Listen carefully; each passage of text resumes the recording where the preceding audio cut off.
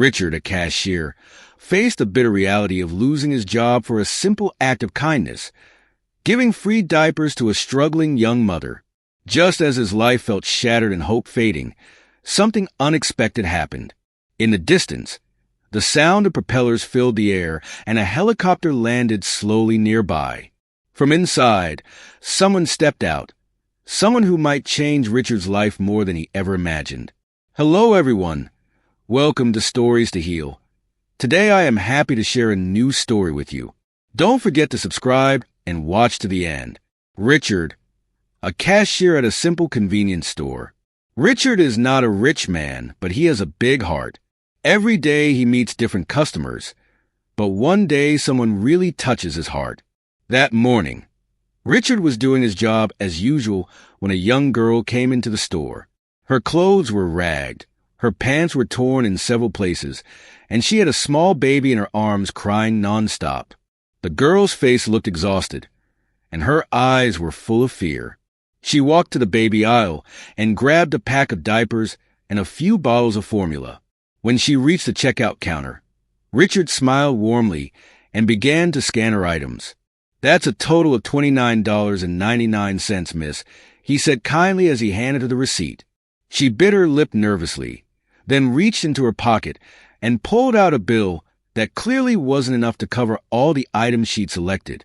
A young man with an arrogant attitude snorted impatiently from behind her. "Hurry up. We don't have all day to wait for you," he said in a harsh tone, staring at her coldly. Richard could see the embarrassment on her face.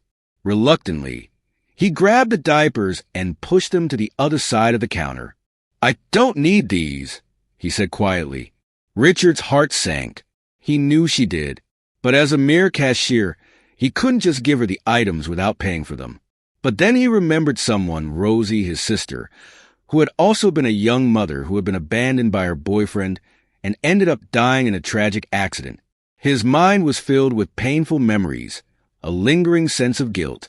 Without thinking, he picked up the diaper and handed it back to the girl with a gentle smile. "Today, our store is having a special promotion. You are the lucky customer to receive a free gift. This is for you and your little baby." The girl's eyes widened, then glistened with tears. "Really? I don't know what to say. Thank you so much. Thank you so much. You have no idea how much this means to me." The girl held her baby tightly and walked out of the store with a beaming face. But the happiness did not last long for Richard. Not long after the girl left, a tall man with an arrogant face approached him. It was Brad, his new manager.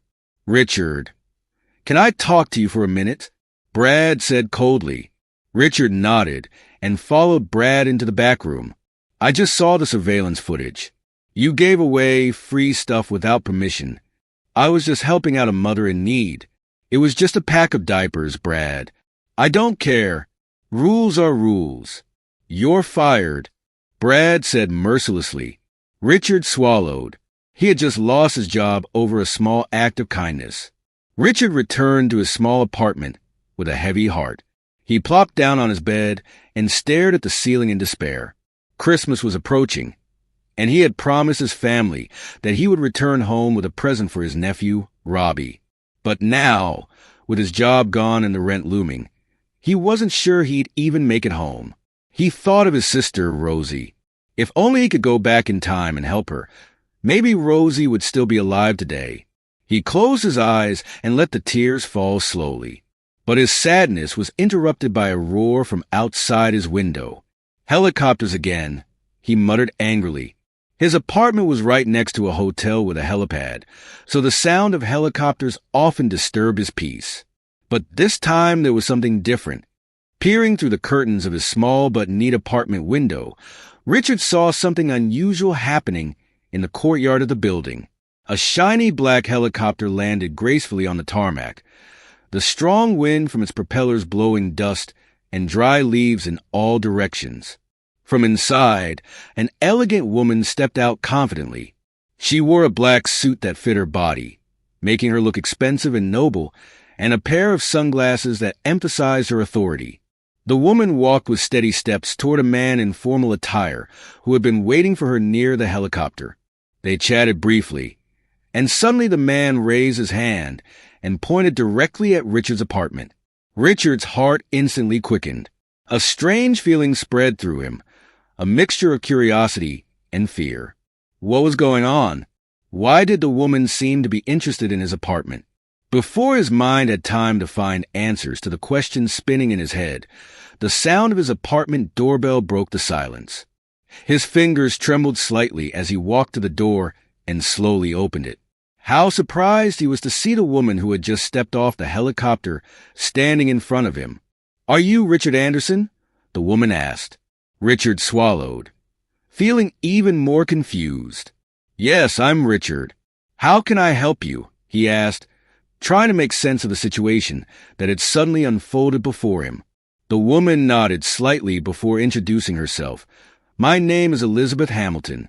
I own the Hamilton Hotel chain. I would like to speak with you." Richard's eyes widened. The name was no ordinary name.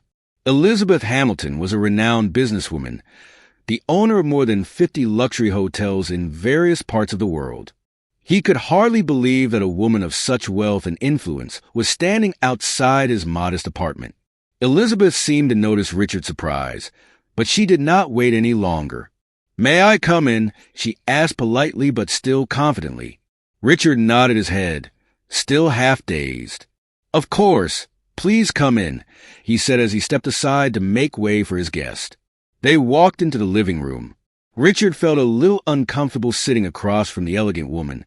Elizabeth, on the other hand, was calm and graceful, looking at him with a look of appreciation in her eyes. "I came here because I wanted to thank you personally," she finally said, opening the conversation in a soft tone. Richard frowned, increasingly puzzled. "Thank you? For what?" Elizabeth smiled slightly before answering. "You are the only person who has shown kindness to my sister." Richard was even more puzzled. "Your sister?" he repeated. Elizabeth nodded. "Yes, Susan Hamilton. The girl you helped in the store a while back is actually my sister." Richard flinched. The image of a young girl with shabby clothes and a sad face that he had met in a store a few weeks ago appeared in his mind. He remembered how the girl had looked lost, not having enough money to pay for her groceries. Without thinking, Richard had helped her, thinking that she was just someone who was having a hard time. He never expected the girl to come from a wealthy family. Elizabeth seemed to notice his surprise and continued. "She made a big mistake in her life by trusting the wrong person. As a result, our family had rejected her for a while. But I just came back from abroad and found out what happened. I want to make amends and make sure she gets a second chance." Richard was silent for a moment, taking in everything he had just heard. He never thought that his little act could lead to something so big. Then Elizabeth reached into her pocket and pulled out a business card, handing it to Richard. "We are looking for a musician for one of our hotels. I have heard that you used to be a talented musician. If you are interested, I would like to give you a chance to get back into the music world." Richard stared at the business card with mixed feelings. He could hardly believe what was happening. It was as if fate was knocking on his door, offering him an opportunity that had always seemed so far away. With just one small act, he now had the chance to live out his dream and, more importantly, to continue to care for and support his nephew who had been his responsibility. Richard's eyes filled with tears.